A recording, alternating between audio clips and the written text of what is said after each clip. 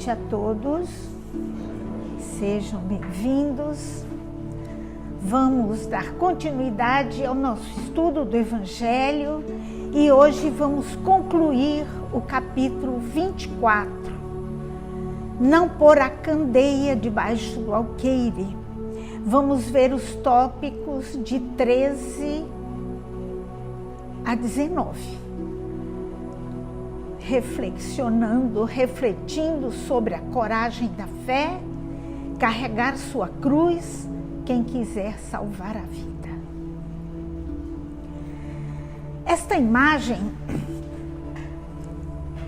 nos diz muita coisa. Demonstra a coragem desta mulher em se aproximar de Jesus e tocar o seu manto. Esta mulher, ela sofria de uma hemorragia há muitos anos. Já havia gasto tudo que tinha e nada havia resolvido o seu problema. E ela soube que Jesus ia passar na cidade. E ela foi, imagine, naquela época, nós sabemos que as mulheres eram discriminadas. Mas ela não teve medo, ela teve coragem, porque ela tinha fé. Ela sabia que se ela tocasse o manto de Jesus, ela estaria curada. Então, ela foi se arrastando entre os homens e tocou a veste de Jesus, tocou o manto de Jesus. E nesse exato momento ela se curou. Ela sentiu que o seu organismo estava curado. E Jesus perguntou: quem foi que me tocou? E os apóstolos disseram: como, mestre? O Senhor está rodeado de pessoas. Todos encostam no Senhor. Ele falou: não, alguém me tocou e tirou de mim uma energia, uma virtude da cura. Então, ele sentiu um toque diferente. Essa mulher tinha fé. E Jesus disse o quê? Vai, filha, a tua fé te curou, te salvou. Então, com isso, nós já sabemos que a fé cura e a fé salva. Agora, fé, uma palavrinha de 2 letras, uma sílaba que significa tanto em nossa vida. Na verdade, a fé é o maior tesouro que nós podemos ter, que todo cristão pode ter na vida. Porque a fé é uma luz, é um farol que ilumina os nossos passos e também daqueles que estão ao nosso lado, de quem nos aproximamos. Mas a fé, ela não se compra em farmácia, em lugar nenhum. A fé não se recebe de herança. A fé é uma conquista individual. Eu não posso dizer para ninguém: tenha fé, se esta pessoa ainda não sentiu as cordas do seu coração vibrarem ao ouvir falar de Jesus, ao ler um texto do Evangelho. Mas a fé, ela não surge assim de repente. Como eu falei, é uma conquista que é um processo. Eu tenho que trabalhar na sementinha para que ela cresça, para fortalecê-la. E na hora que ela estiver forte, robusta, ninguém nem nada tirará a nossa fé. Porque é algo de foro íntimo. Podem me obrigar, podem me torturar, o que quiserem, mas a fé, quando conquistada, nos pertence e nos salva e nos cura.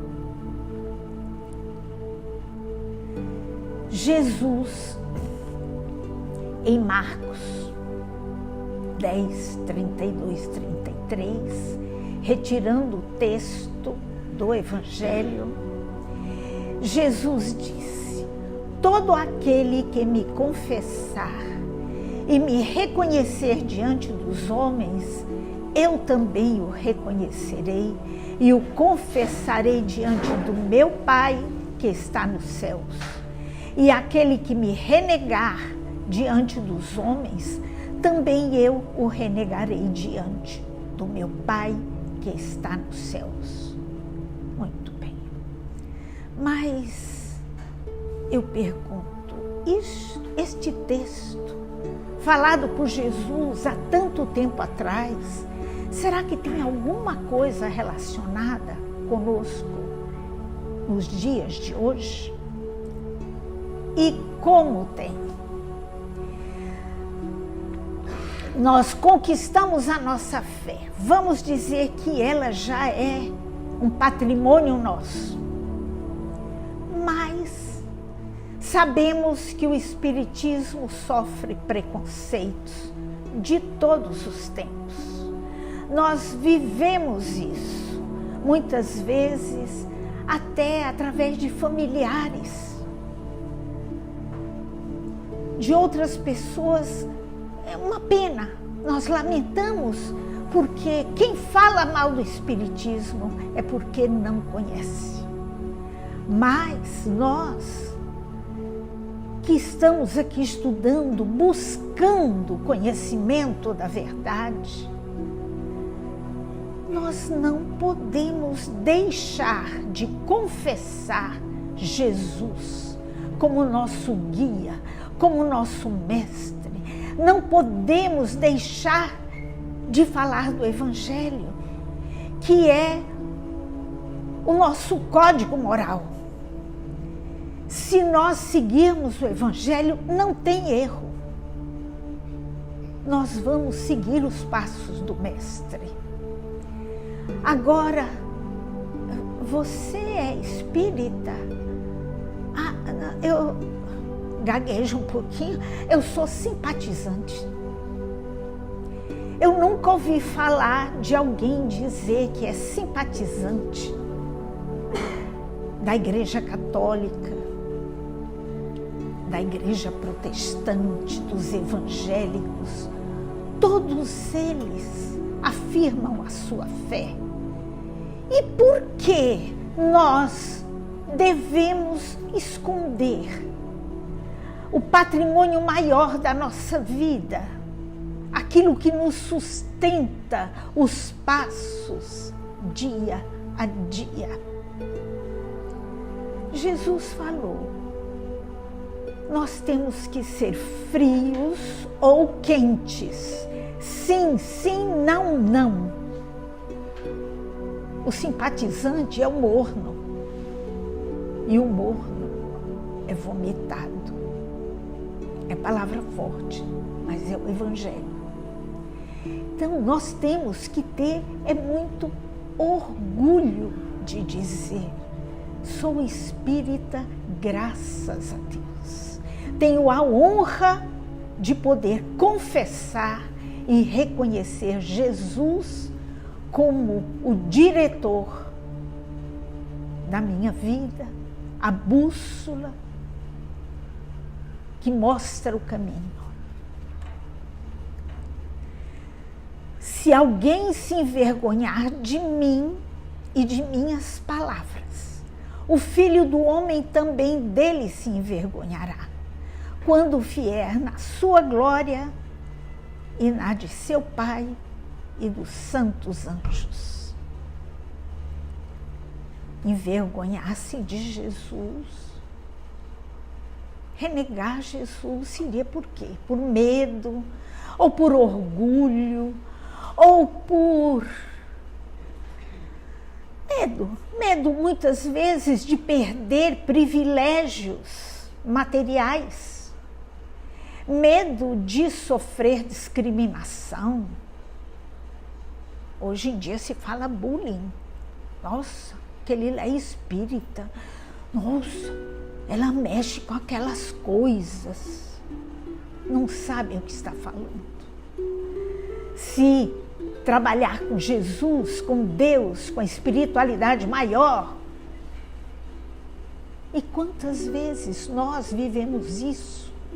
Quando trabalhamos nas campanhas de Chico Xavier, quantas vezes fomos oferecer livros, pessoas que não queriam pegar, nem se aproximar de nós, nem sequer pegar um livro para folhear. A gente percebia que o título, a capa atraía, mas medo. Não, eu não mexo com essas coisas, mas não altera. Nós temos que respeitar a crença de cada um. Todos terão a sua hora de acordar. Todos que estão adormecidos. Jesus já falou: desperta, ó tu que dormes. Mas ele tem a hora dele. O que nós podemos fazer é uma prece, pedir que aquele lar tenha a proteção de Deus, entregarmos uma mensagem, se a pessoa quiser receber. Às vezes tem medo até de aceitar uma mensagem. E vamos seguir adiante. E vamos seguir adiante. Porque isso não é nada. Não é nada diante de todas as bênçãos que nós recebemos nesta casa, através do estudo desta doutrina. Nós podemos passar por testemunhos muito mais fortes e temos que resistir. Mas negar Jesus, numa hora dessa, não, a senhora tem razão, não quer o livro, tá certo, a senhora tem razão. Nós temos que lamentar a ignorância daquela pessoa de não conhecer o Espiritismo, de não saber o que é a doutrina espírita. Agora, Pedro, que é Pedro, Simão Pedro, negou Jesus 3 vezes. Nós o negamos muitas vezes, em pequenos gestos, pequenas coisas, nos omitimos. Mas Pedro se arrependeu amargamente e se redimiu. E o arrependimento dele foi tão forte. Ele se dedicou totalmente ao Cristo. E, claro, os cristãos naquela época eram sacrificados. Muitos eram crucificados. Não foi só Jesus crucificado. Prova que no Gólgota haviam 3 cruzes. Ele entre os ladrões. Era muito comum esta penalidade. E Pedro, quando foi ser crucificado, ele disse: eu não mereço ser crucificado como Jesus, de cabeça erguida. Me crucifiquem de cabeça para baixo. Porque foi a maneira dele demonstrar o reconhecimento e a humildade diante da provação que ele estava passando. A coragem das opiniões sempre mereceu a consideração dos homens, porque é prova de dignidade enfrentar os perigos, as perseguições e até mesmo os simples sarcasmos, aos quais se expõe aquele que não teme confessar abertamente ideias que não são admitidas por todos. isso nós sabemos. Há sempre fraqueza em recuar diante das consequências da sustentação das opiniões. Há casos em que isso equivale a uma covardia tão grande como a de fugir no momento do embate. Nós recebemos, durante o nosso trajeto, chacotas, sarcasmos, perseguições. Já não. Nós evoluímos muito. Alguns anos atrás, as casas dos espíritas eram apedrejadas. Mas hoje, graças a Deus, nós temos liberdade de pensamento, de culto. E o Brasil é um terreno maravilhoso para isto. Não é só a doutrina espírita que é uma árvore que dá bons frutos.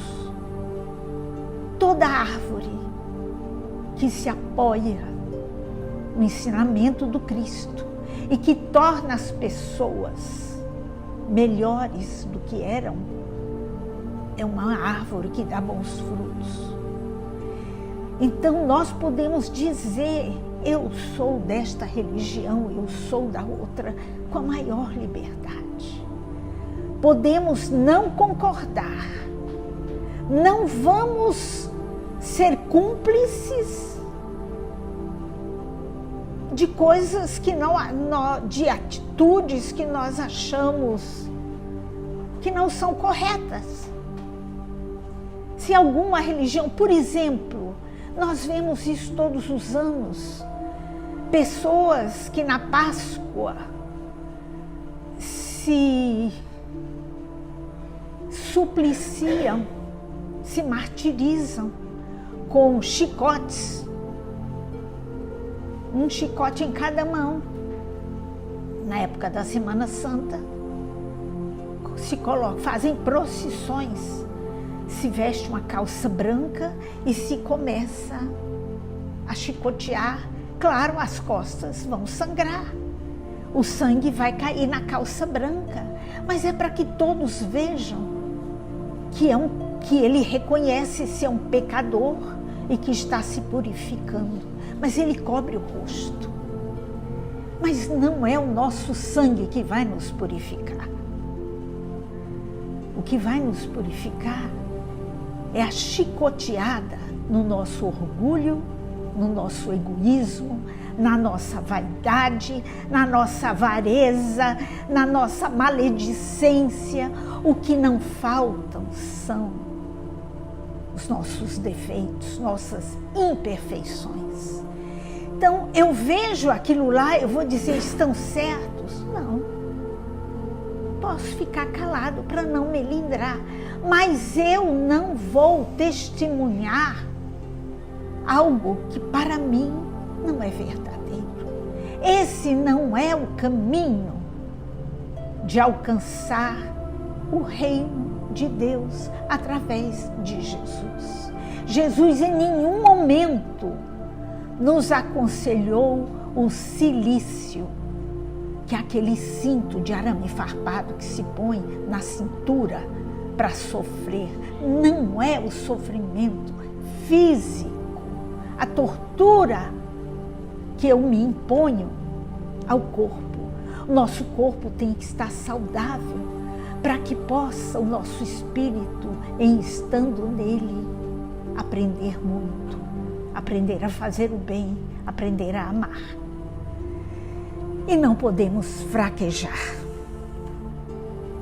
Aqueles que temerem confessar-se discípulos da verdade não são dignos de ser admitidos no reino da verdade. Perderão as vantagens da fé, pois se trata de uma fé egoísta que eles guardam para si, ocultando-a com medo dos prejuízos que lhes possa acarretar no mundo. Aqueles que colocam a verdade acima dos interesses materiais proclamando-a abertamente, trabalham pelo seu próprio futuro e pelo dos outros. Texto de Kardec, deste capítulo 24. Então, se já sabemos que a nossa fé é uma luz que ilumina os nossos caminhos, eu tenho que colocar esta luz no alto. A candeia não se coloca embaixo do alqueire. É interessante que alqueire é uma medida de terra, mas alqueire também é esta cesta que vemos aqui. É uma medida antiga para contar os grãos que foram colhidos. Então, eu acendo a candeia, eu não vou colocar uma cesta, não vou cobri-la. Eu tenho que colocá-la no alto, para que todos vejam. E é evidente, se eu colocar uma lâmpada no alto, eu vou iluminar melhor meus passos e daqueles que estão comigo. E o que é esta candeia? Esta luz que nos ilumina e nos orienta, a doutrina espírita. Se eu descobrir que esta doutrina me faz muito bem, que hoje eu já não sou o que eu fui, nem santo nem anjo, mas estou em processo evolutivo. Então, todos nós que estamos nessa luta, buscando a melhora, nós merecemos respeito. O de outra religião também. Se ele está procurando deixar bebida, ele merece o nosso respeito. Então, para ele, está bom assim? Deixa, respeitemos. Porque em nenhum momento a discussão, a imposição, a violência, violentar a mente do outro, não é justo, não é lícito, não temos esse direito. Cada um pensa do jeito que quer. Mas, se a doutrina fez bem para mim, por que eu não vou falar? Eu não vou pegar o evangelho, sair no meio da rua e ficar gritando: olha, vocês têm que vir ao centro estudar o espiritismo. Não é isso. Isso é fanatismo. A nossa fé é uma fé de pé no chão. É a fé raciocinada, porque nós acreditamos porque entendemos, e para entender precisamos estudar. Então, eu tenho que mostrar esta luz, e esta luz, na verdade, não está num farol que eu levanto, está dentro de cada um de nós. Jesus não falou: brilhe a vossa luz. E como é que eu faço brilhar a minha luz? Na hora que eu começar a ser um homem de bem, uma pessoa de bem, a não fazer o mal para os outros, a agir honestamente, a ser sincero, ser fiel. Então, não precisamos carregar também farol nem candeia na mão. O nosso comportamento é o nosso ato de fé. É a nossa vitrine. E os sarcasmos vão acontecer. Sempre. Qualquer falha que nós possamos ter, aqueles que querem zombar de nós vão dizer: mas você não é espírita? Você está fazendo isso? Nossa, você aqui num bar, numa festa, temos que fazer atividades sociais, mas eu não sou obrigada a beber. Numa festa, até me embriagar. É aí onde eu vou demonstrar a firmeza na minha fé. Por que eu tenho que me embebedar? Se todos estão se embebedando, se eu já sei que o álcool faz mal para o meu corpo e que eu preciso zelar o meu corpo, que é a casa do meu espírito, para que eu tenho que fazer o que o outro faz? Isto é coragem na fé. O mesmo acontece com os adeptos do Espiritismo, pois sendo a sua doutrina o desenvolvimento e aplicação do Evangelho, a eles também se dirigem essas palavras do Cristo. Eles semeiam na terra o que colherão na vida espiritual, os frutos da sua coragem ou da sua fraqueza. Muito bem. Somos perseguidos, sim. Novidade? Não. Jesus, os profetas eram perseguidos. Mas hoje, isso não existe mais, né? Não nos perseguem. Nos perseguem muitas vezes através de calúnias. Nós sabemos de pessoas que têm medo de passar aqui na calçada do centro. Atravessam, andam do lado de lá, porque tem medo, porque aqui tem coisa ruim. Não, vamos lamentar a ignorância daqueles que não sabem o que dizem. Agora, por incrível que pareça, no Evangelho segundo o Espiritismo, esse evangelho foi escrito em 1864. Ele veio depois do Livro dos Espíritos. No último capítulo, o capítulo 28, Kardec põe a seguinte prece. Prece 50, 51. Prece pelos inimigos do Espiritismo. E a coisa mais linda, quem quiser, consulte em casa. Capítulo 28, tópico 50, 51. E este textinho pequeno que está aqui foi retirado daqui. Tal a razão porque o cristianismo foi perseguido outrora e porque o espiritismo o é hoje. Com a diferença, todavia, de que aquele o foi pelos pagãos, enquanto o segundo o é por cristãos. Quem nos persegue, nos calunia, são os cristãos, infelizmente. Nossos irmãos que não sabem o que fazemos nesta casa, que é uma casa, é uma escola, onde estudamos, é uma igreja onde agradecemos a Deus, onde praticamos a caridade, que foi o que Jesus nos pediu. E é um hospital onde todos nós viemos buscar a nossa cura. Eles não sabem disso. Então, o que vamos fazer? Resignação e coragem na fé. Carregar a cruz. Jesus falou: quem quiser salvar a própria vida,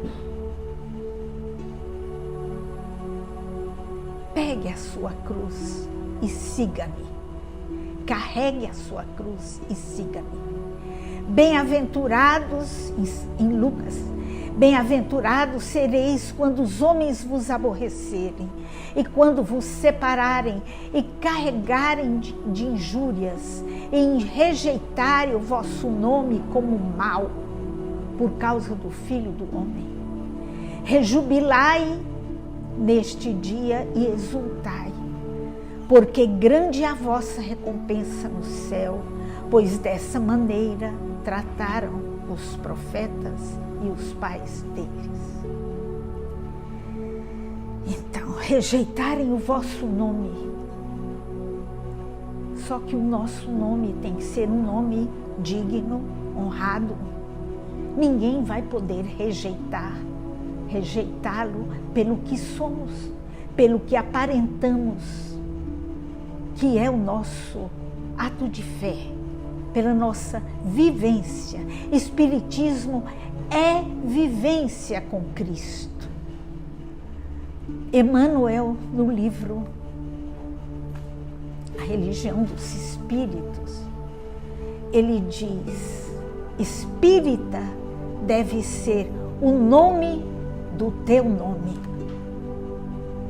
É forte. Chamando para perto de si o povo e os discípulos, disse-lhes: Jesus disse: se alguém quiser me seguir, renuncie a si mesmo, tome a sua cruz e siga-me. Porque aquele que quiser salvar a si mesmo, perder-se-á. E aquele que se perder por amor de mim e do Evangelho, se salvará. Pois que aproveitaria ao homem ganhar todo o mundo e perder a sua alma? Meu Deus, quanta reflexão a fala de Jesus nos remete até hoje. Se alguém quiser me seguir, renuncie a si mesmo, tome a sua cruz e siga-me. Mas que cruz? A nossa cruz, claro, são as nossas dificuldades, os nossos sofrimentos, nossos problemas.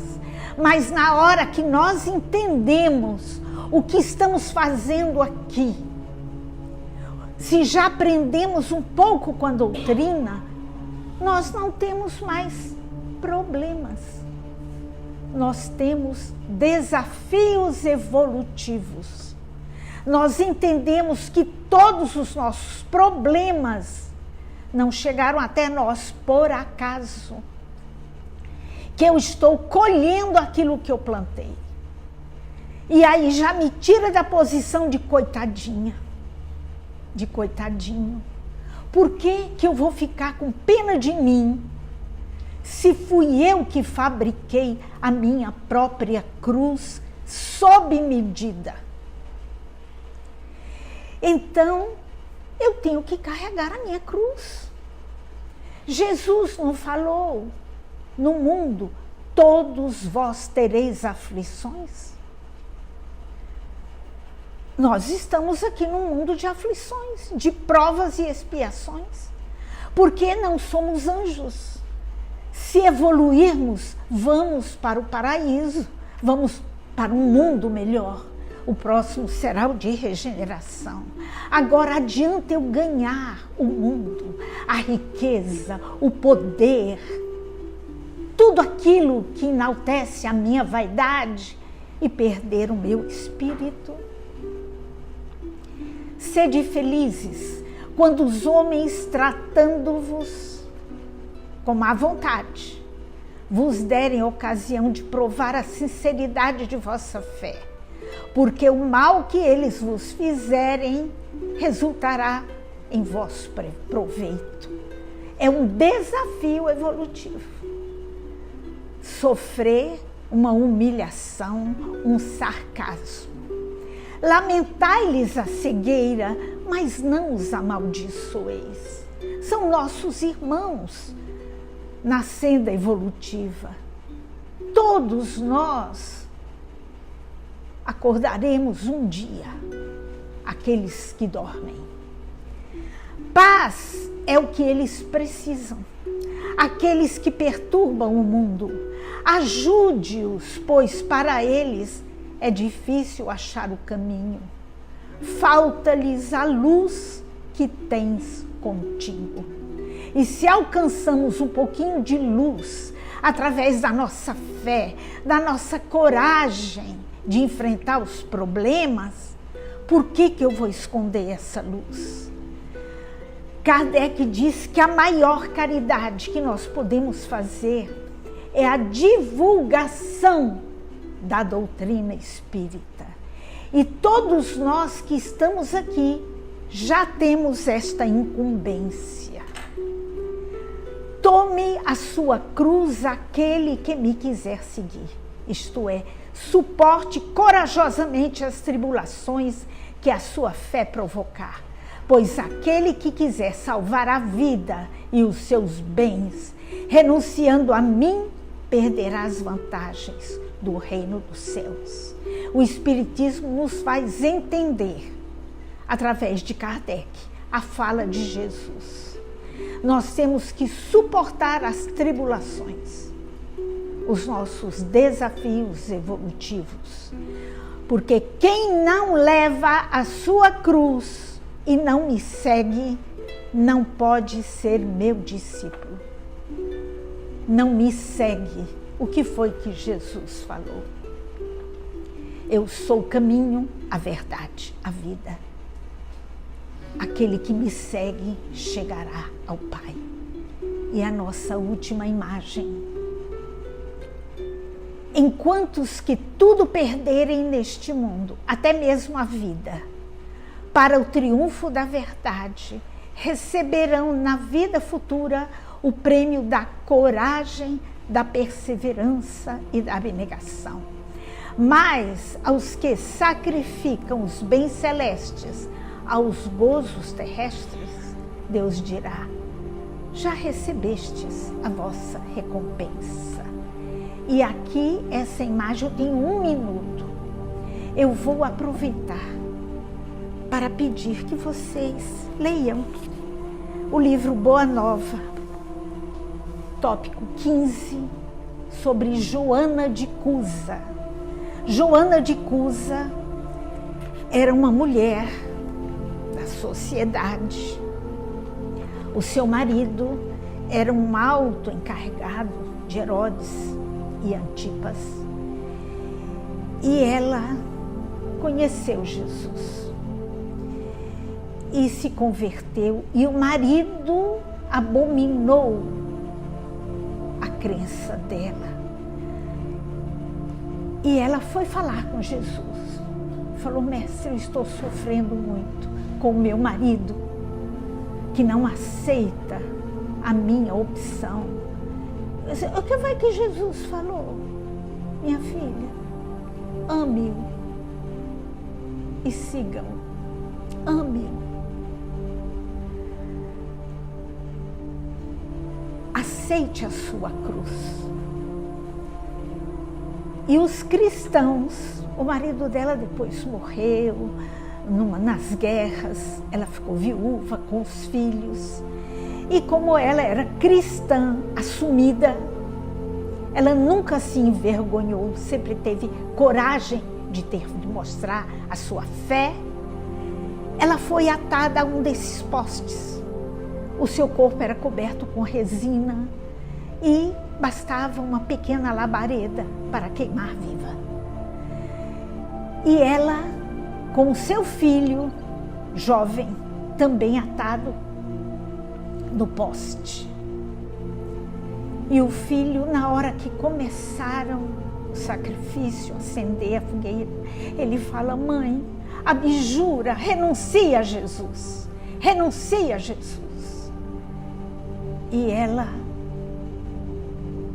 sustentou a sua fé e falou: cala, meu filho, Jesus também morreu e ele era inocente.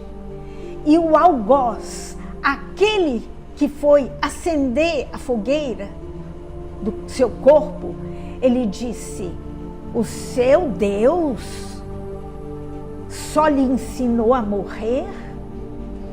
Ela disse: não, o meu Deus, o meu Jesus me ensinou a amar e a perdoar, a lhe perdoar.